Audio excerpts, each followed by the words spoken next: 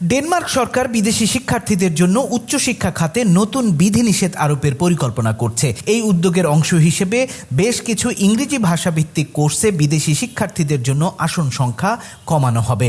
সরকারের দাবি, এই পদক্ষেপের লক্ষ্য হল দেশটির শ্রমবাজারের চাহিদা অনুযায়ী শিক্ষার মান উন্নয়ন এবং অভ্যন্তরীণ শিক্ষার্থীদের অগ্রাধিকার নিশ্চিত করা।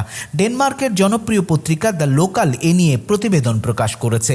নতুন প্রস্তাব অনুযায়ী যেসব কোর্সে বিদেশি শিক্ষার্থীদের সংখ্যা বেশি কিন্তু ড্যানিশ শ্রমবাজারে তাদের অবদান কম, সেসব কোর্সে আসন সংখ্যা কমিয়ে আনা হবে।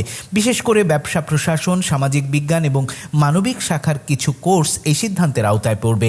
ড্যানিশ সরকার বলছে, অনেক বিদেশি শিক্ষার্থী পড়াশোনা শেষে নিজ দেশে বা অন্য দেশে চলে যান, ফলে ডেনমার্কের অর্থনীতি বা শ্রমবাজারে তাদের প্রত্যাশিত অবদান পাওয়া যায় না। তাই এখন থেকে এমন কোর্সে গুরুত্ব দেওয়া হবে যেগুলো ডেনমার্কের অর্থনীতিতে সরাসরি অবদান রাখতে পারে।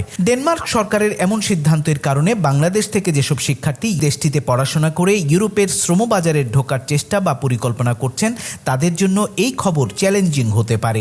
এই সিদ্ধান্ত নিয়ে উচ্চশিক্ষা প্রতিষ্ঠানগুলো এবং শিক্ষার্থী সংগঠনগুলো উদ্বেগ প্রকাশ করেছে। তারা বলছে, আসন সংখ্যা কমালে বিশ্ববিদ্যালয়গুলোর আন্তর্জাতিক র্যাঙ্কিং ও বৈশ্বিক সংযোগ ক্ষতিগ্রস্ত হতে পারে।